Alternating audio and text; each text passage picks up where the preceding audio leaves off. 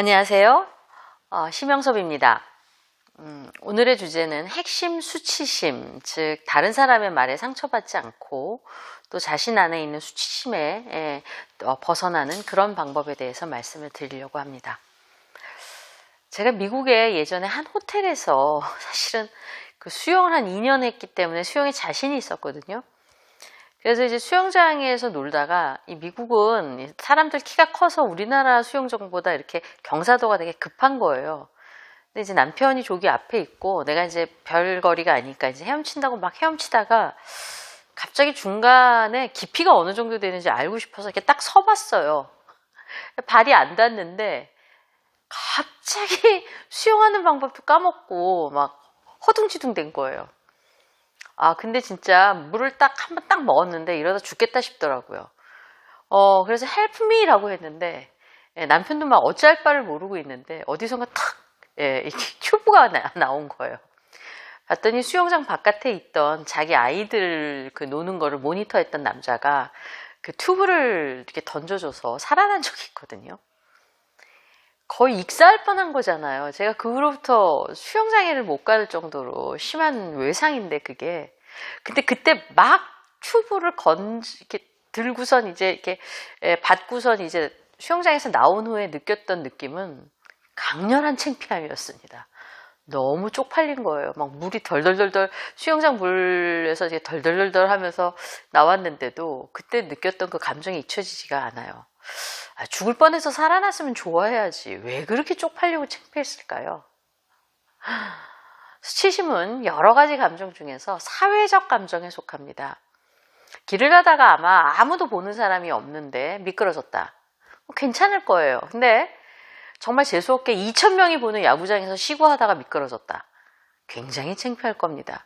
중요한 건 미끄러진 행동이 아니라 2,000명이 거기 있었다는 것이죠. 남이 없으면 애초에 존재하지 않았을 감정, 다른 사람의 시선이 핵심인 스스로에 대한 무가치감과 무력감. 융합파의 심리학자들은 이 수치심을 영혼의 늪이라고 표현했습니다. 수치심과 비슷하게 부정적이지만 아주 결이 다른 감정이 바로 죄책감이죠. 죄책감은 다른 사람의 시선이 없어도 생겨납니다. 어떤 터부, 금기가 내면화됐기 때문에 생기는 감정인데요. 예를 들면 아마 제가 우리 아버지하고 진지하게 데이트를 하고 싶다고 생각을 한다거나 거꾸로 아버지를 없애버리고 싶다 이런 마음이 든다면 아마 10중 8구 좀 부정적인 그런 죄책감이 생기게 될 겁니다. 즉 제정신이 박힌 사람이라면 이 죄책감이 드는 것은 너무 당연한 거죠. 금기하고 또 내가 내면화된 터부가 있으니까요. 죄책감은 내가 무기력하고 무능하다는 수치감과 달리 내가 나쁜 사람이다 라는 감정이 들게 한다는 점에서 수치감과 굉장히 다른 것이죠. 수치심은 다른 사람에게 의존해야만 살아갈 수 있는 우리 인간이 특별히 진화시킨 사회적 감정이라고 볼 수가 있죠. 루이스 코졸리노는 어린 시절부터 형성되는 이러한 감정을 특별히 핵심 수치심, 코어 쉐임이라고 명명을 했습니다. 수치심이 있어야 다들 전쟁터에 나갈 때 나도 충성스러운 조국을 위해서 이 한 몸 바치는 병사가 되어야겠다는 결심을 하게 되겠죠. 즉 사회 통제를 위해서는 필요하지만 문제는 지나치게 되면 다른 사람의 말에 상처 입고 타인의 통제를 지나치게 따르는 부작용도 경험하게 된다는 것입니다. 그렇다면 적절한 수치심과 핵심 수치심의 차이는 무엇일까요? 적절한 수치심은 집단의 윤리와 가치를 지킬 수 있게 해주는 필요한 감정입니다. 어렸을 때 다른 사람이 우리에게 무엇을 기대하는지 이해하고 또 우리가 그 기대에 부응하고 있는지 판단하고 스스로 반사회적 충동을 할 수 있는 가능성을 억제하게 해주죠. 양심의 발달을 촉진하고 타인에 대해서 더 깊이 공감하고 타인과 서로 도우며 살아갈 수 있게 해주는 감정이기도 합니다. 그러나 핵심 수치심은 적절한 수치심보다 더 이른 시기에 아동기의 첫 몇 개월 동안부터 발달합니다. 자신이 근본적으로 결함이 있고 가치가 없고 사랑받을 수 없다는 그런 느낌을 갖게 되죠. 적절한 수치심은 긍정적인 정체성을 수립하는 데 도움이 되지만 핵심 수치심은 오히려 자존감을 떨어뜨립니다. 자신의 존재 자체에 대한 부끄러움이 내면 깊숙이 자리 잡고 있기 때문에 부적절한 자책이나 무조건적인 사과를 하거나 때론 완벽한 나를 꿈꾸면서 이러한 수치심을 방어하기도 하죠. 그렇다면 핵심 수치심은 어떻게 그리고 왜 생겨나는 것일까요? 루이스 코졸리노에 따르면 아마도 어린 시절 양육자와 친밀한 애착이나 정서적 공감을 얻는 데 실패하기 때문에 핵심 수치심이 발달했을 것으로 봅니다. 즉, 지나치게 부모님 혹은 양육자가 엄하거나 매정하거나 야단을 자주 맞거나 버림받는 경험을 하거나 보호받지 못하면 일찍부터 생겨났던 감정이 바로 핵심 수치심이라는 것이죠. 가족의 보호를 받아야만 사람은 생존할 수 있기 때문에 어린아이들에게 이러한 양육 태도는 마음을 살해할 정도의 중대한 사건이라는 것입니다. 이것이 반복되면 나는 가족의 일원으로 받아들여지지 않을 만큼 나에게 중요한 가치가 없어. 나는 사랑스럽지 않아. 나는 사랑받을 수 없어. 라는 결론을 내리고 근본적인 수치심에 갇혀버린다는 것이죠. 수치심이 이렇게 강력한 사회적인 감정이다 보니 일부 성격장애가 있는 사람들 혹은 타인의 마음을 조종하는 것에 능한 사람들은 거꾸로 이것을 활용합니다. 즉, 자신의 주변에 있는 사람들을 움직이기 위해서 수치심이나 죄책감을 유발하는 전략을 쓰죠. 이들은 당신 때문에 내가 불행해졌다, 이렇게 됐다 라고부터 시작해서 당신이 지금 나에게 얼마나 큰 상처를 주고 있는지 보라 하거나 자살의 제스처를 취하면서까지 상대방의 수치심을 끌어내고 자기 뜻대로 조종하려고 합니다. 그렇기 때문에 핵심 수치심이 있는 사람들은 대인관계에서 쉽게 조종당하는 어려움이 있기도 하죠. 그렇다면 삶을 살아가는데 죄책감이 더 부정적일까요? 수치심이 더 부정적일까요? 또 이걸 연구한 학자가 있어요. 준 프라이스 탱리라고 하는 조지 메이슨대 심리학 교수는요, 평생 죄책감, 수치심을 연구해 왔는데요.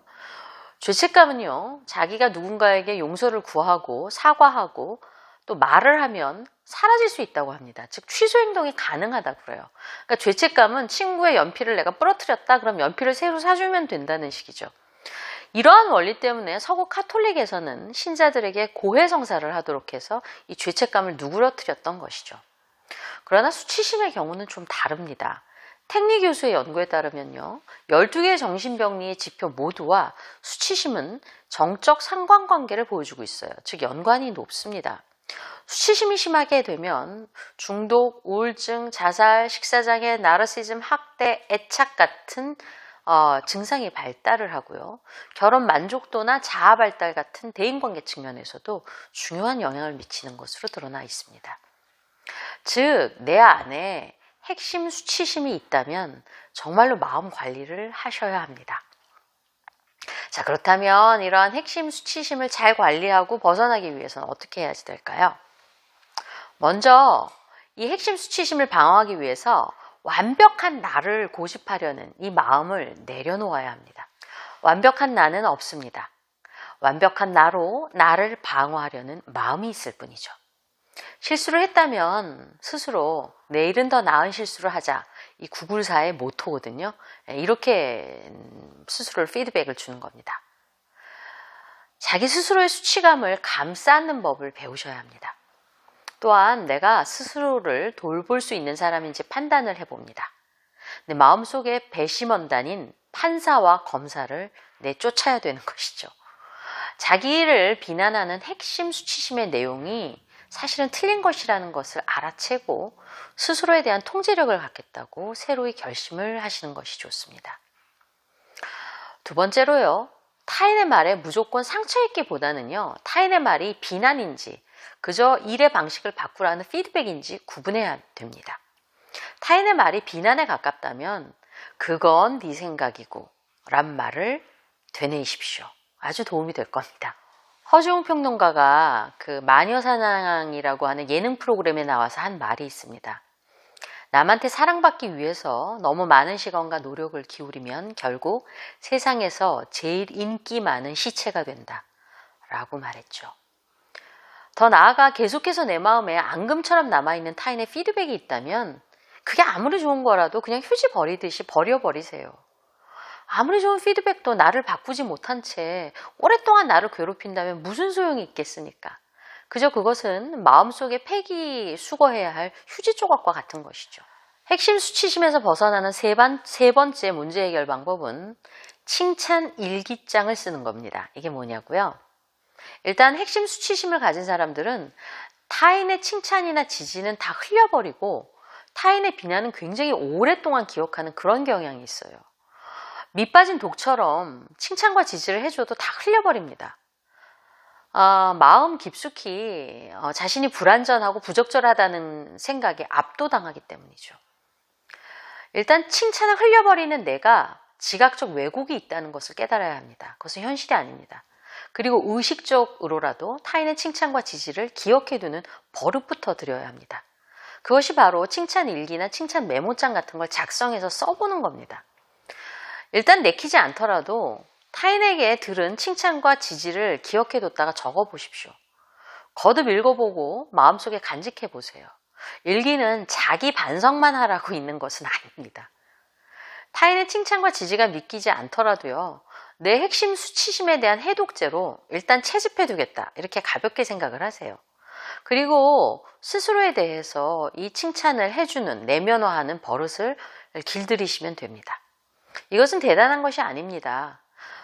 내 손을 잘 움직일 수 있어서 오늘 나를 위해서 밥 한 끼를 해먹거나 또 사먹어서 나는 나에게 잘해주고 칭찬받을 만한 것입니다.